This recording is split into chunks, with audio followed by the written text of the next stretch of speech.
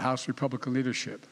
As I said, it's not your father's Republican Party. It's a different breed of cat. These MAGA Republicans have introduced another bill. It's going to eliminate the IRS, going to eliminate it completely. The only guys can go in and look at the complicated tax returns that people have, and replace the IRS, which would be nice, no taxes, right? Except with a 30% national sales tax and everything from if you buy a home to a car to eggs. And let me be clear, if any of these bills somehow got past the House and the Senate, I will veto them. Whispering. President Biden taking aim at the GOP, as you could hear, while touting his economic policies yesterday. The president claiming success despite skyrocketing inflation and many layoffs. Here to react is former chairman and CEO of Chrysler and Home Depot, Bob Nardelli. Hey, Bob. Good morning, Ainsley. Good morning. Good morning. What is your reaction when you heard his speech yesterday? I think you listened to the whole thing. Yeah, it's. I watched the entire speech with a great deal of intensity and listening very carefully to the president's word. And I found myself shaking my head continuously. It sounded exactly like a campaign speech, full of rhetoric. And the fact checkers had a holiday yesterday, didn't they? Going after some of his statements. I can say this, Ainsley, that it is not the economy and the business that I live and work in every day, dealing with large corporations to the lower middle market.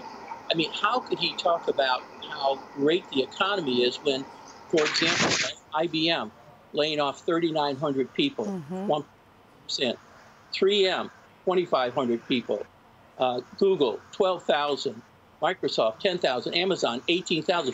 When did we ever think Amazon would lay 18,000 people off? And I can tell you, dealing with a lot of lower middle market companies, this rolls down, and we're seeing the same percentage, not as big a number, but the same percentage on these lower middle market companies. And they're all being affected by one of the first decisions this president made when he was in office, and that's the effect on the energy policy. We were energy independent, and he surrendered our position. So by increasing fuel costs, it added to the cost of shipping product to make products, and then it added more costs by shipping it to the retail shelves. At the same time, we're seeing shrinkflation, less ounces, less pieces per package.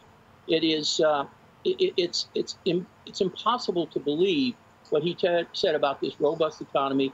Inflation still is exceeding wages, and wages are adding significantly to our inflation rate also. So it's not the business and economy he talked about. I don't know what he was referring to. Yes, sir. What about your CEO friends? I mean, you ran Chrysler, you ran Home Depot. I know that you talked to a lot of these individuals, and it's not just the tech industry. We're also reporting this morning Bed Bath & Beyond can't pay the banks back. We're also reporting that Lyft is laying people off, and Hasbro cutting 15% of the workforce. We just left Christmas where, you know, moms and dads are buying so many toys for their kids, and Hasbro is letting go of people. So when you talk to these CEOs, are they fearful? What's the plan? When do you think we'll get, you know, back on track? Yeah, it is pervasive, exactly what you said. And talking with major corporations on the New York Stock Exchange, lower middle market companies, we are working frantically to figure out how we reposition our company from a cost standpoint, given the reduction in volume.